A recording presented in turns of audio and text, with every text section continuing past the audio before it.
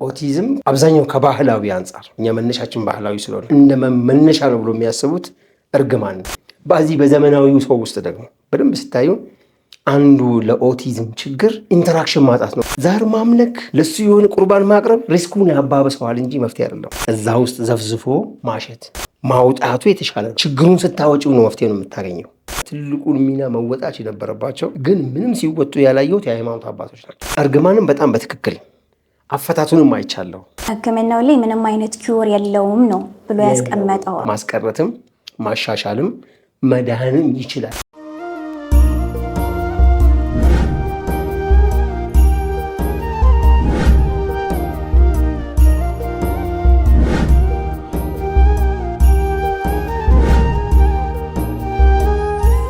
አሰላሙ አለይኩም ወራህመቱላሂ ወበረካቱ። ውድና የተከበራችሁ የወዳጆ አሊፋ ዩቲዩብ ቻናል ቤተሰቦች እንደምን ሰንብታችኋል? ይህ የተለያዩ ሀሳቦችን ከዘመናዊም ከባህላዊም አንጻር እያነሳን ወደ እናንተ የምናደርስበት መረጃዎችን የምንለዋወጥበት ፕሮግራማችን ነው። ዛሬም እንደተለመደው ከሐኪም አብዱልሐፊዝ በድሩ ጋር የምናደርገው ጥሩ ቆይታ ይኖረናል። እንድትከታተሉ በአክብሮት ጋብዛለሁ።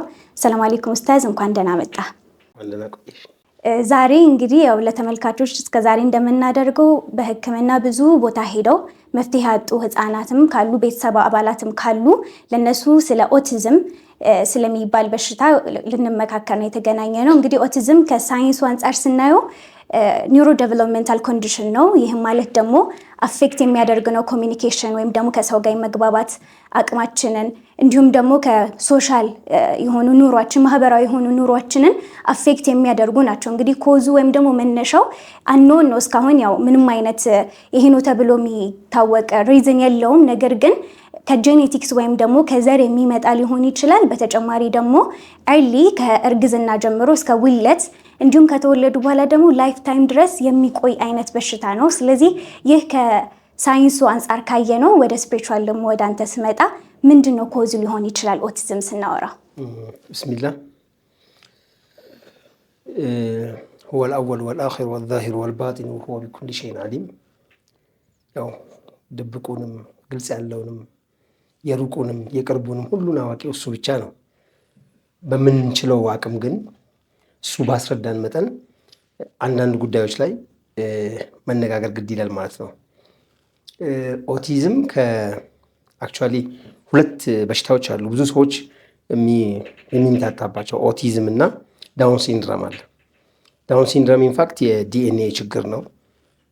ሁለቱም ደረጃቸው ይለያይ እንጂ ከዚህ አብዛኛው ከባህላዊ አንጻር እኛ መነሻችን ባህላዊ ስለሆነ ብዙ ባህላዊዎች ጋር ስቴጂ መጀመሪያ እንደ መነሻ ነው ብሎ የሚያስቡት እርግማን ተረግሞ ነው ወይም የሰራ ወንጀል ነው፣ አላህ የስራውን ሰጥቶት ነው ልጅ ጋር መጣ።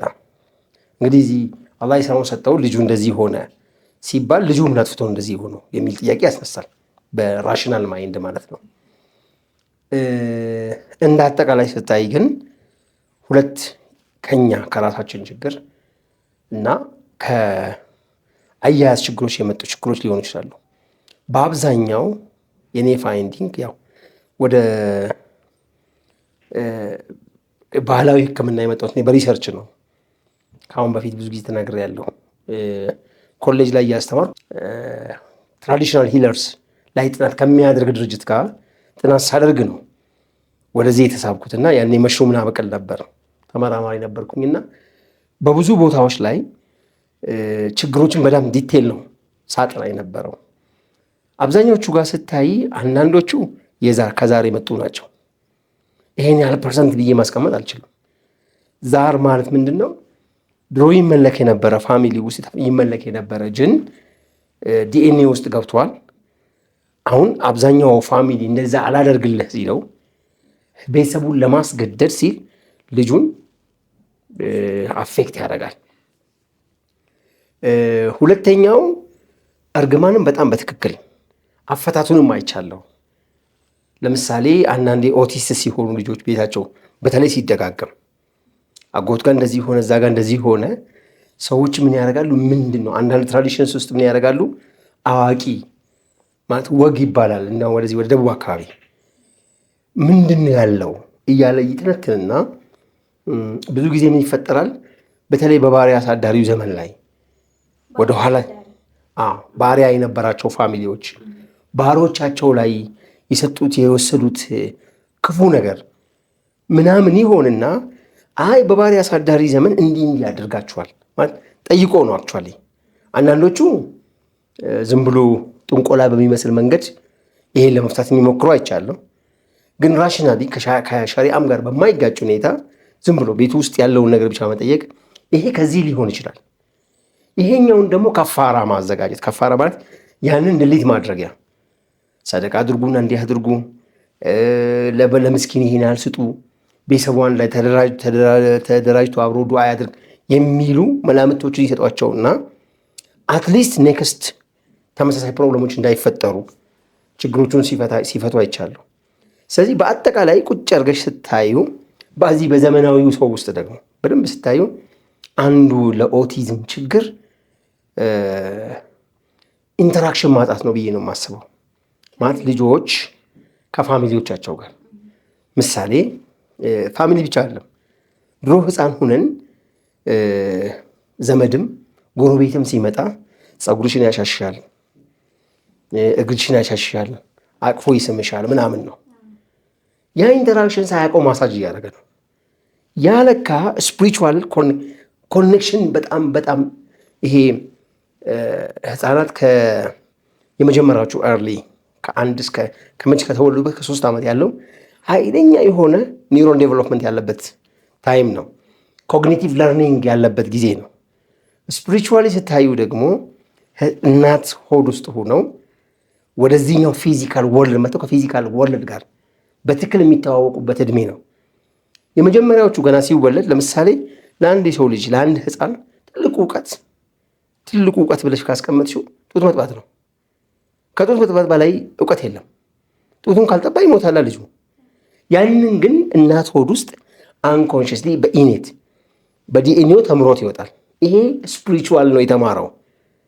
አንኮንሽስ ማይንዱ ላይ ያለ እውቀት ነው። ሌሎችም እውቀቶች እንደዛ ናቸው። ነገር ግን ኮንሽስ የሆነውን ከዚህ ፊዚካል ወርልድ ጋር ከእኛ ጋር የሚግባባበትን ህፃናት ገና እንደተወለዱ መላእክትን የማየት ኢንተራክት የማድረግ ሌላ ኢቭል ስፕሪትም ብዙ ላይ ካለ የማየት አቅም አላቸው። ግን ወደኛ ኢንተርፕሬት ማድረግ ነው የማይችሉት። ፊዚካል ወርልድ ላይ እድገቱ ሲጀምር ያኛው እውቀት ግን ወደኋላ እየሸሸ ነው የሚሄደው። እድገቱም እንደዛ ነው። ህፃናት ወደ ፊዚካል ነው እየመጣ ያለ ነው። ከስፒሪቹዋል ወርልድ ወደ ፊዚካል ወርልድ እየመጣ ነው። በዚህ ጊዜ በጣም የሚያድገው የሰውነታችን ክፍል የትኛው ነው? ኮንሽስ ሴረብረም ፓርታችን ነው። እነኚህ እጆቻችን ለምሳሌ ህፃን ሆድ እዚህ ጋር ጥፋት አለ። እናት ሆድ ውስጥ እያለ ከዚህኛው መተጣጠፊያ ውጭ የታጠፈ ጥፋት አለ። እግር ጋም እንደዛ እጥፋት አለ። ጭንቅላት ጋም እንደዚህ። በዚህ እድሜ ውስጥ እነኚህ ቦታዎች ባይዘው ስፒሪቱ ፊፍዝ ዳይሜንሽን ላይ ያለው የሩህ ዓለም ስፒሪት ቀጥታ ፊዚካል ወርልድ ላይ ኮኔክት የሚያደርግባቸው ቦታዎች ናቸው እነዚህ። አክቹዋሊ እነኚህ መተጣጠፎች እንደዛ ናቸው። ይሄኛው ግን ሃርድ ሆኖ ነው የሚቀጥለው። ተዘርግቶም ይዘረጋል እኮ አይደል? እንዲህ የነበረው ይዘረጋል በሂደት። እግርሽም ጋር እንደዛ፣ እዚህ ታፋሽም ጋር እንደዛ። አንድ የነበሩት ቅልጥሞች ወደዚህ ይዘረጋሉ።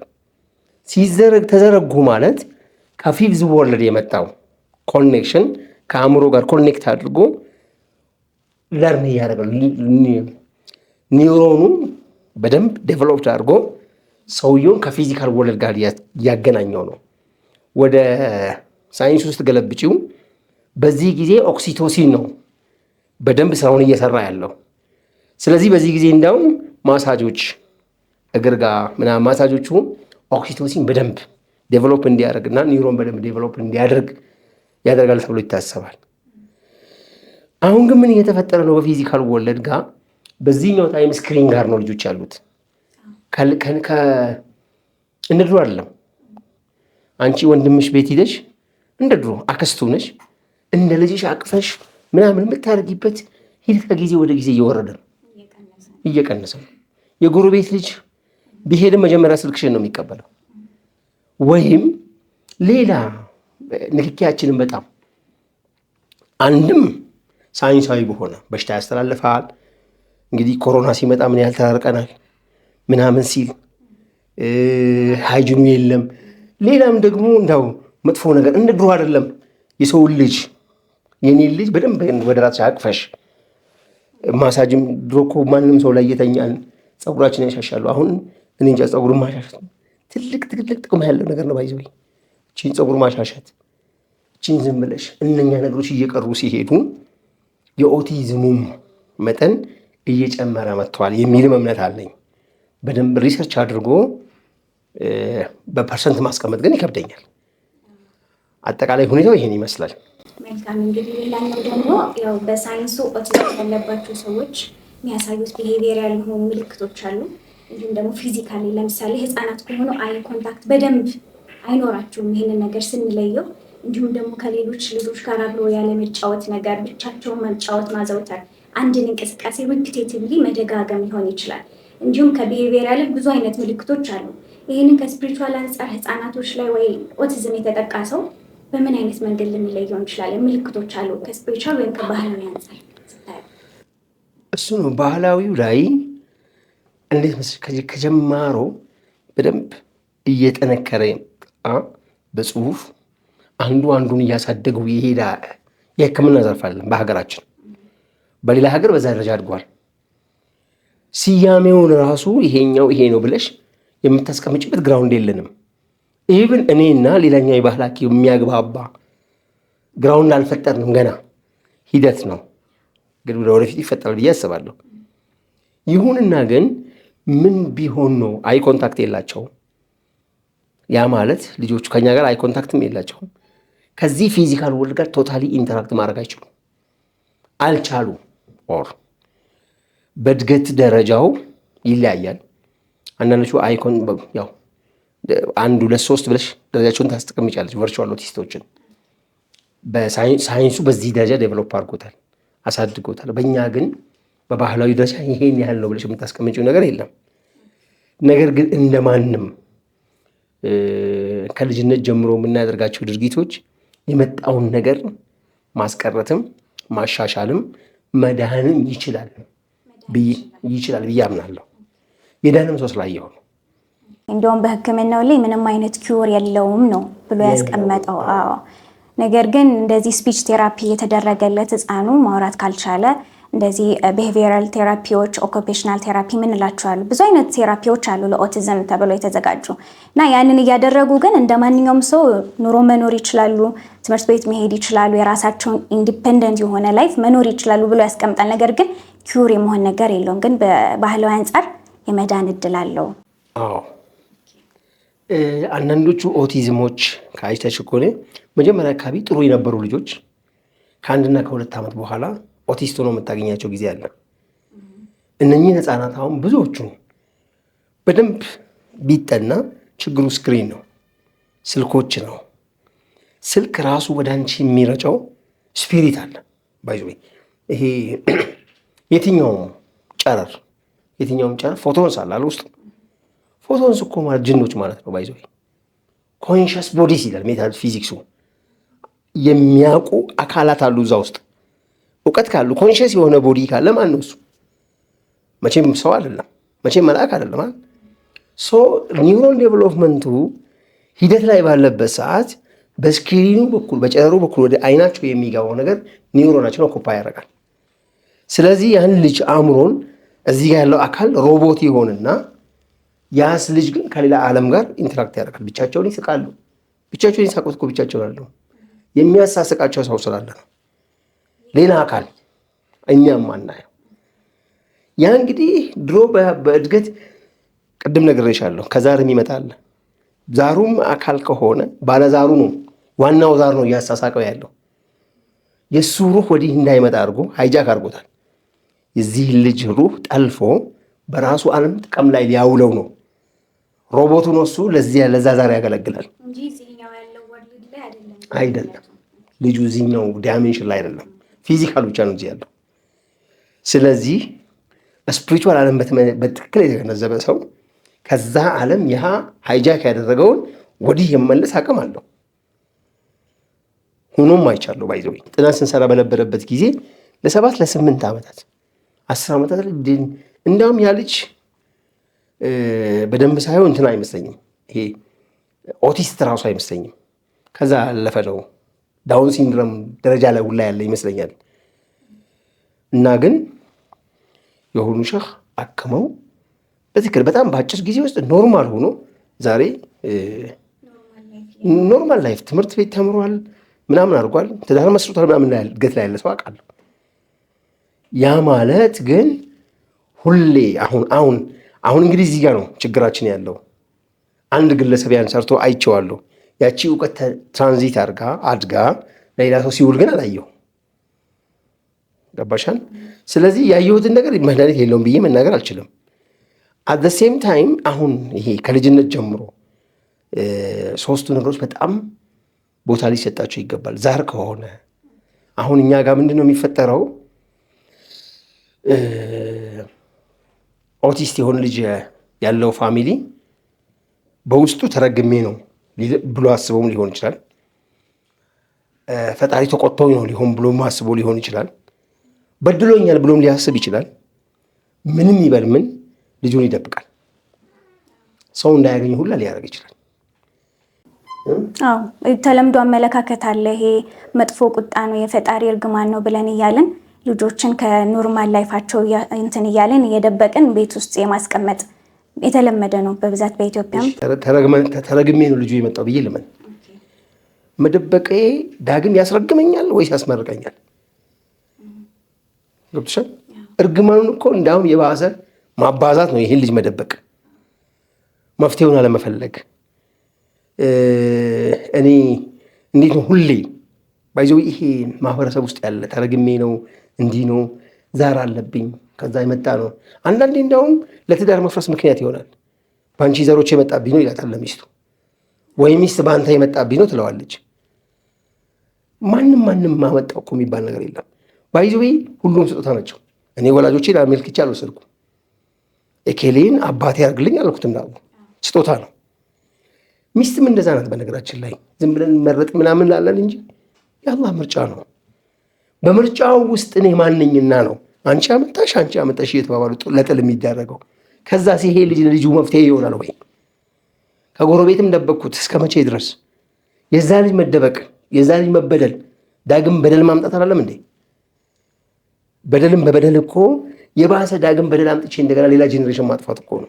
እንደውም ሰዎች ልጆቻቸው ጥሩ አይነት አክቲቪቲ ሲያመጡ ኢንተሌክቹዋል ይሄ የጭንቅላት ብሬናቸው በደንብ የሚሰሩ አክቲቭ የሆኑ ልጆች ሲሆኑ ወደ ሚዲያም የማውጣት ነገር አለ። እነዚህ ልጆቹን ደግሞ የመደበቅ ነገር አለ። ምንድን ነው የምታስተላልፈው? እሱማ ጉራይ እኮ ነው። ያው ጉረኛ አለን ሁላችንም። ነፍስያችን እኮ ነው፣ እኔነታችን ነው። ትንሽ ጎበዝ ሲሆን እኔ እንዳጎበዝኩት ፓረንቲንግ ስታይሌ ከሌላው ሰው የተሻለ ስለሆነ ነው ስለሆንኩኝ ብዬ ወደ ሚዲያው እየወጣለሁ። ይውልኝ ጫጨብጭቡልኝ ነው። ትንሽ ስቆለጠት ደግሞ ደብቄ ሰው አየብኝ ነው። ይሄ በጣም እንደ እስልምና አይደለም፣ ከሰውነት በታች ነው። እንደ ነገሩ ካሰብን ባይዘወይ ቁስል ቢኖርብኝ እጄ ላይ ቁስል ካለብኝ ቁስሉ ምግል ቢቋጥር ምግሉን ሳመግለው ቢሸት ሽታው እናንተን የሚረብሽ ከሆነ ሌላን ሰው ይረብሻል ብዬ ብደብቀው ይህ ቁስል ምንድን ነው የሚሆነው? ያመረቅዛል። ካንሰርም ሊሆን ይችላል አለ። ዛሬ ካመገልኩትስ ምናልባት ዛሬ ትሸታለህ ትይኝ ይሆናል፣ ዛሬ ገማል ትይኝ ይሆናል። ነገ ግን እድናለሁ። መታሰብ ያለበት እንደዚህ ነው። ማውጣቱ የተሻለ ነው። ችግሩን ስታወጪው ነው መፍትሄ ነው የምታገኘው። ሌሎችም እኩል በቤታቸው ደብቆ የያዙም ሰዎች ካሉ ለነሱም ይሄ ከሁሉም አንጻር ነው። እንደ ማህበረሰብ እኔም ጎረቤቱም ዘመድም መጠቋቋም አይደለም መፍትሄው፣ መፍትሄ መፈለግ ነው። ጎረቤት ላይም ሆነሽ ኦቲዝም ብቻ ነው አብዛኞቹ የአእምሮ ኬዞች ተረግሞ ነው ምናምን ነው ብሎ ስለሚያስብ አብዛኛው ሰው አሁን ትንሽ እየተሻለ ያለ ይመስለኛል። በቂ ግን አይደለም። በመደበቅ ያምናል። እኔም ብሆን ጎረቤት ላይ የእንትና ልጅ እኮ አበደ ብዬ መጠቋቋሙን ነው ምን መርጠው። ዛሬ ትንሽ ላይ ያለ የአእምሮ ችግር ጎረቤት ያለ ዛሬ መጠቋቋሚያ ያደረግኩት ለመፍትሄው አካል ያልሆንኩት ለጎረቤቴም ለሌላው ማህበረሰብ የመፍትሄው አካል አልሆን ብዬ ራሴን አግልዬ በቃ ልጆችን እነሱ ጋር አደረሱ ከነሱ ጋርም አትገናኙ እያልኩኝ ደብቄ ዛሬ ላስቀምጣቸው እችላለሁ። የዛ ልጅ አእምሮ ችግር ግን ሲበስ ነገ ድንጋይ መወርወር ሲጀምር መጀመሪያ የኔን ልጅ ሊሆን ይችላል አይኑን የሚያጠፋው። ወደድኩም ጠላሁም ችግሩን የቤት ይገባል። ገባሽ? ጎረቤትሽ ላይ ያለን እሳት ሮጠሽ ሄደሽ የምታጠፊው እኮ ለሱ ለመርዳት ብቻ አይደለም፣ ያ እሳት አንቺ ጋርም እንዳይገባ ጭምር ነው፣ እንዳይመጣም ጭምር ነው። እንደዛ ነው። መንፈሳዊ ችግሮች እንዲህ ናቸው፣ ሩጠው ጓዳችን ይገባሉ። ስለዚህ መፍትሄው ጋር ሁሌም ምን አይነት መፍትሄ ሊኖር ይችላል በዚህ በዛ የሚለው ጋር እንደ ራሳችን እንዳይመጣብንም ጭምር የኔ ችግር ነው የጎረቤቴ ችግር የኔ ችግር ነው ብዬ ማሰብ አለብኝ። የማህበረሰብ ችግር ናቸው እነዚህ ብዬ ማሰብ አለብኝ። እንደዛ አድርገሽ ስትፈቺ ግን የሚገርመው ነገር የጎረቤትሽ ልጅ ችግር ያለበትን እንዲህ መጥፎ እንትን ላይ የወደቀ ልጅ እንደ ራስሽ አድርገሽ ተንከባክበሽ ስታክሚ ከአላህ የሚመጣ ረህመት አለ። ያ ረህመት ልጆችሽን ይጠብቅልሻል። ያ እንደ ንያችን የአላህ ረህመት ነው ጤንነትን የሚያመጣው። ሕክምና ምንም አይደለም። እንዲህ መተዛዘኑ ስንገባ የአላህ እዝነት ይዘንባል እኛ ላይ።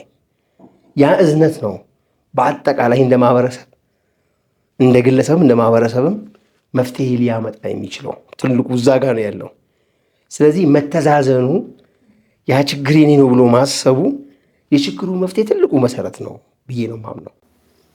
መልካም እንግዲህ ኡስታዝ ወደኋላ ልመልስህና እንደው ሪስክ ፋክተር የምንላቸው ምናልባት ሰዎች ኦቲዝም ሊጠቁ ይችላሉ የምትለው ወይ ሪስክ ፋክተር ሊኖር ይችላል መነሻ ከስፒሪቹዋል ቅድም እንዳልከው ከዛር አንዱ ሊሆን ይችላል። አንዱ ዛር ሪስክ ነው። ዛሩንም ሊፈታ የሚችል የሚሄድበት መንገድ ራሱ ሪስክ ነው። ሰው ለምሳሌ ትናንት ከትናንትና ወዲያ የሆኑ ታካሚዎችን እያየን ነበራል።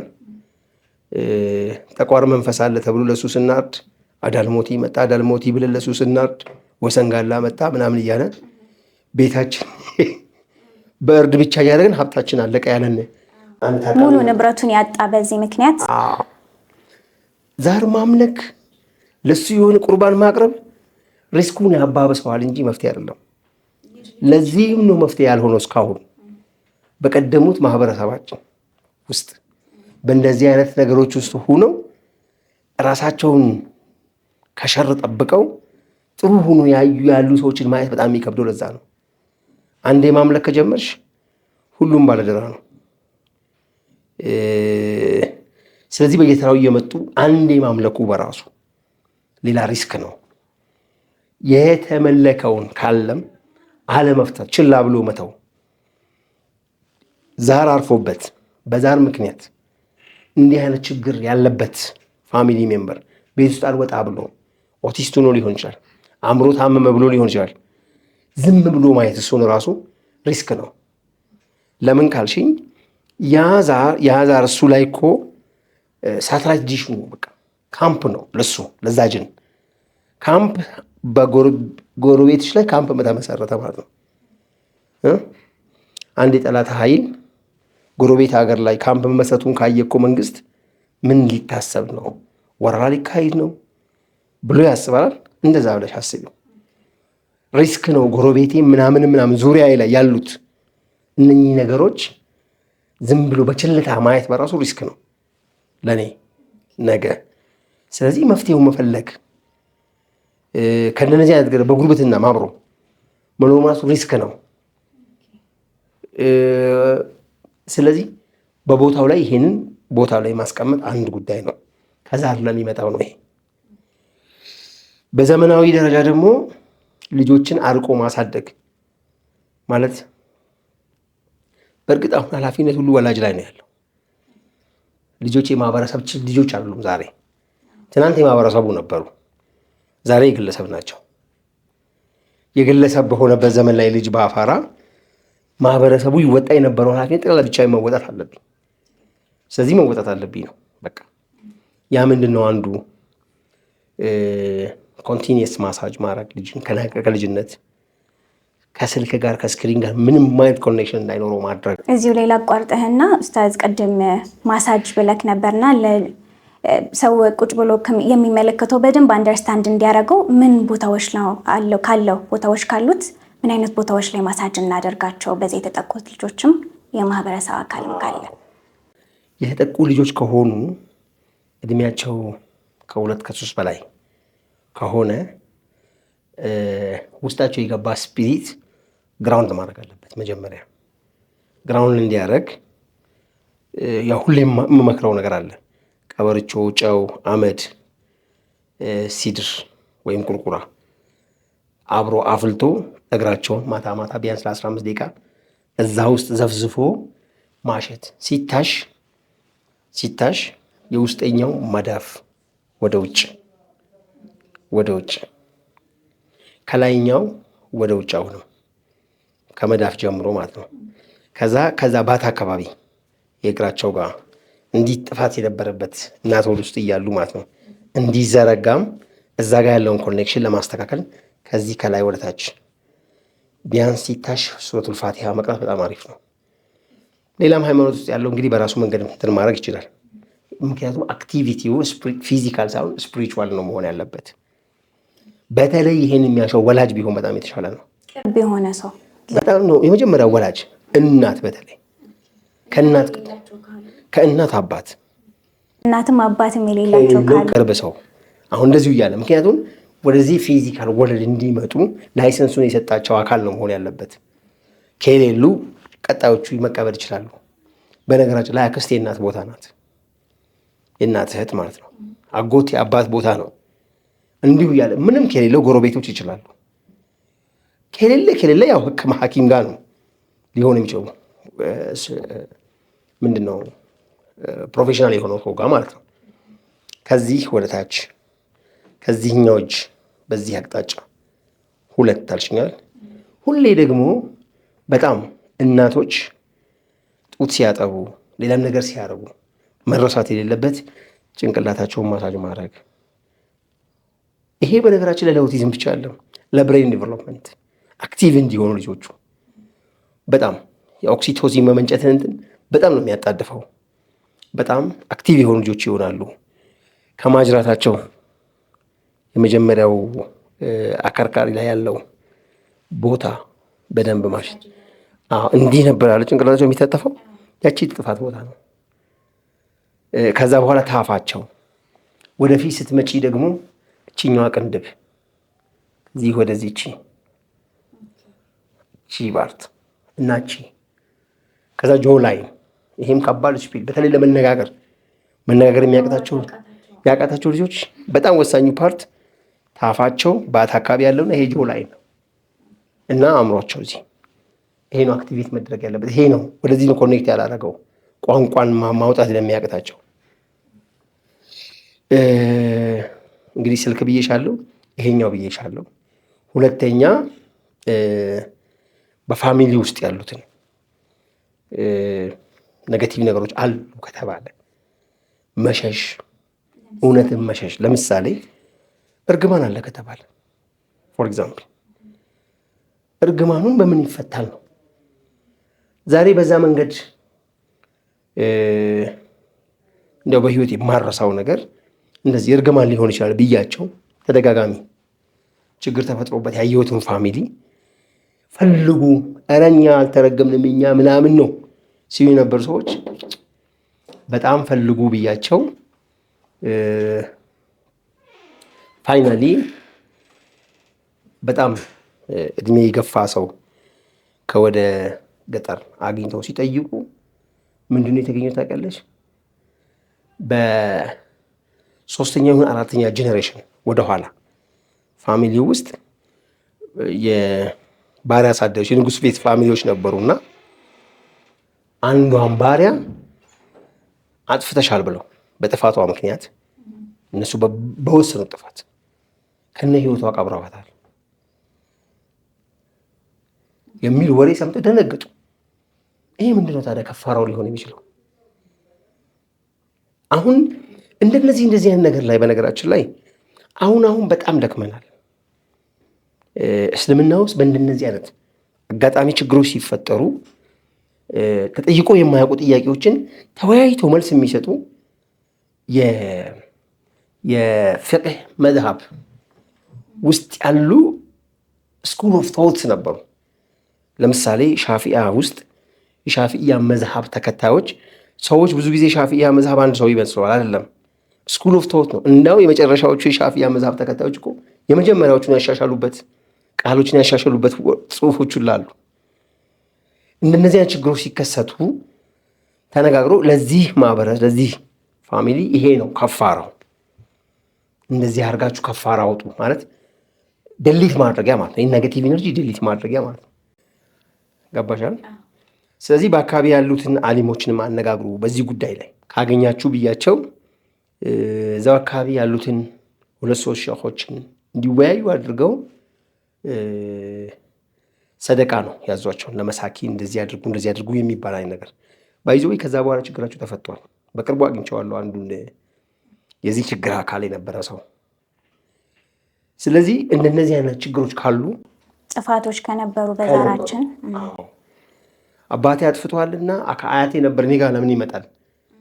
አሁን ይሄ አላህ ፊት አላህ በሌለ ሰው ወንጀል ይጠይቃል እንዴ? አይጠይቅም እኮ። የነቢዩላህ ኢብራሂም አባት አዛር እኮ ጣዖት አምላኪ ነበራል እንዴ? የእሱ አምላኪነት እኮ ልጁን ነቢይ ከመሆን አልከለከለው አላገደውም። እያልኩ ያለሁት እንደዛ አይደለም። ኔጌቲቭ ኢነርጂው ግን ሳቢ ይሆናል ነው የተቀመጠው። ኔጌቲቭ ኢነርጂ አላህ ፊት ስለመጠየቅ አለም እያወራሁ ያለሁት። አካውንቱ አለ ነው። ፖዘቲቭ አካውንት ገንዘብ ካለ 3 ሚሊዮን 4 ሚሊዮን የአባትሽ አካውንት ባንክ ቤት ካለ ፖዘቲቭ አካውንት ነው አለ። ኔጌቲቭም እንደዚሁ አካውንቱ አለ።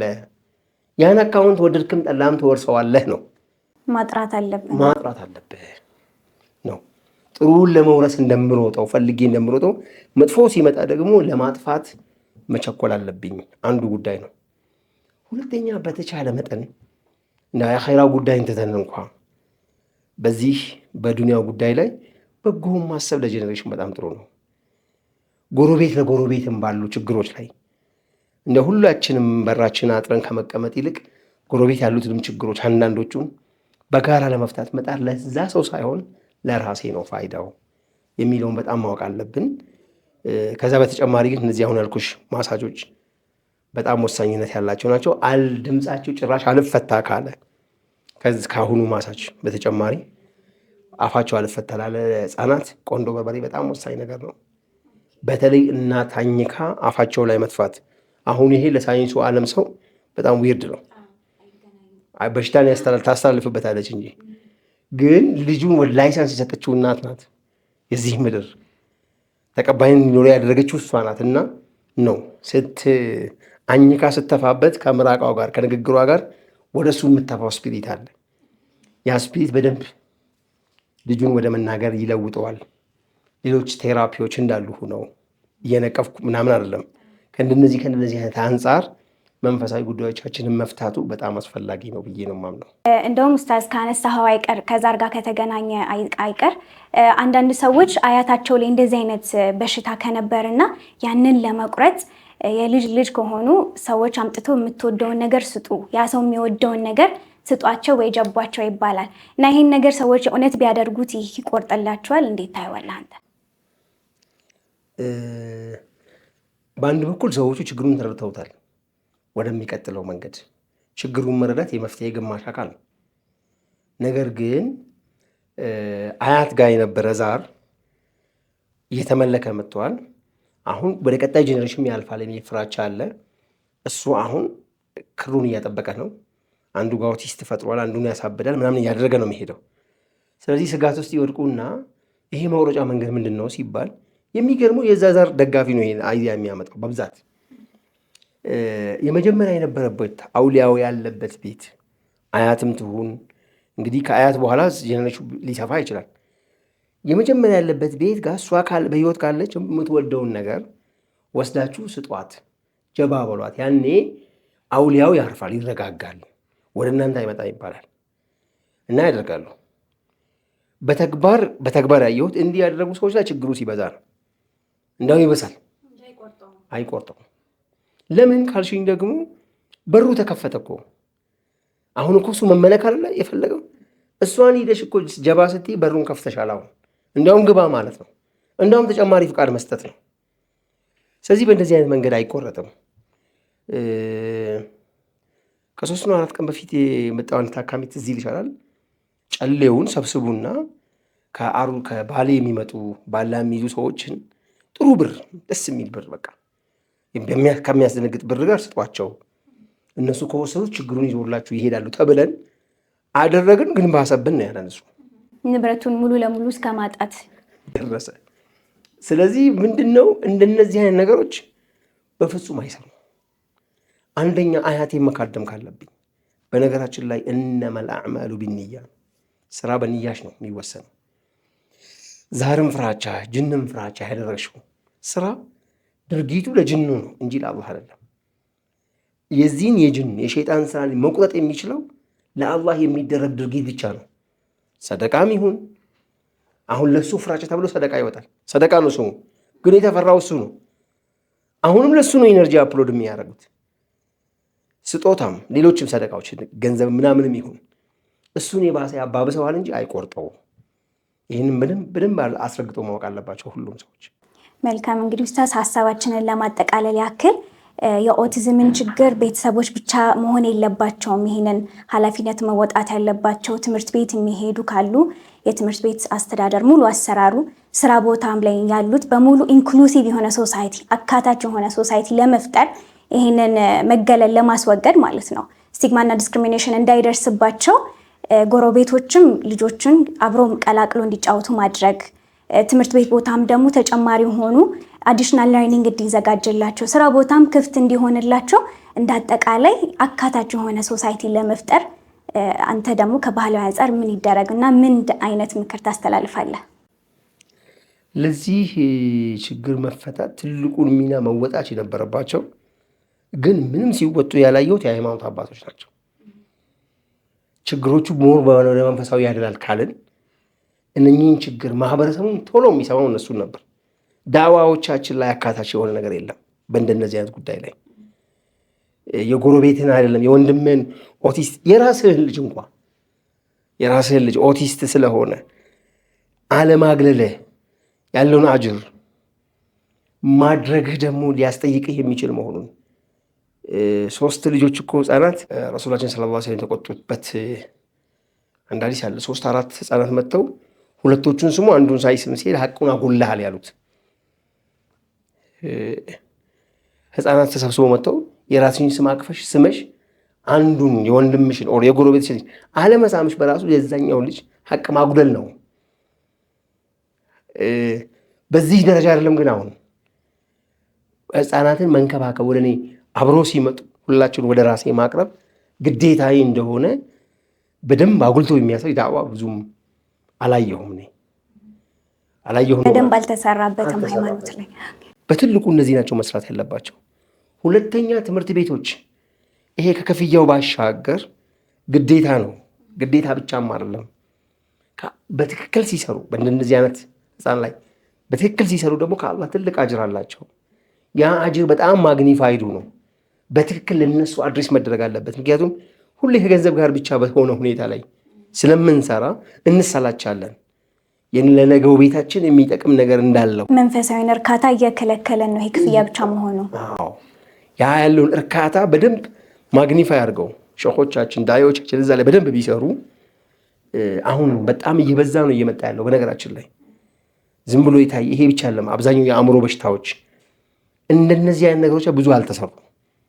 ከተሰሩ ሜዳ ላይ ከወጡ በኋላ በአእምሮም በሱስም በምናምንም ከወጡ በኋላ እነሱን የሚንከባከቡ ሴንተሮች እየበዙልን ነው። አልሐምዱሊላህ ጥሩ ናቸው፣ መጥፎ ነው እያልኩ አይደለም። ግን ከጅምሩ በደንብ በሃይማኖት አባቶች በጣም መሰራት አለበት። በደንብ ግልጽ የሆነ ዳዕዋዎቻችን አጀንዳ ሊኖራቸው ይገባል በእንደነዚህ አይነት ጉዳዮች ላይ የሚል ሀሳብ አለኝ። መልካም እንግዲህ ኡስታዝ ለሰጠህን ጥሩ ማብራሪያ እጅግ አድርጌ አመሰግናለሁ። እንግዲህ ተመልካቾቻችን የዛሬው ቆይታችን ይሄን ይመስል ነበር። በኦቲዝም ጉዳይ ላይ እንግዲህ አጠር ያለ መልእክት ለማስተላለፍ ያክል ልጆቻችሁ በኦቲዝም የተጎዱባችሁ ካላችሁ ኦቲዝም ነክ የሆኑ የአእምሮ ማንኛውም አይነት ነገር ካለ ይሄንን ከመጥፎ የፈጣሪ ቁጣ ወይም ደግሞ ከአምላክ ጋር ወይም ከመጥፎ ነገሮች ጋር ከማገናኘት ይልቅ ከኖርማል ህፃናቶች ጋር አብረው እንዲሆኑ ትምህርት ቤቶቻችንም ኢንክሉሲቭ የሆነ ሶሳይቲን ለመፍጠር የተሻለ የሆነ ነገር መስራት አለበት። እንዲሁም የሃይማኖት አባቶችም በተመሳሳይ ሁኔታ ይሄን ነገር ለማህበረሰቡ ማስተማር አለበት የሚል መልእክት ይኖረናል። ስላዳመጣችሁን እጅግ አድርጌ አመሰግናለሁ። በቀጣይ በተለያዩ ርዕሰ ጉዳዮች ላይ እስከምንገናኝ ሰላም አለይኩም ወራህመቱላሂ ወበረካቱ።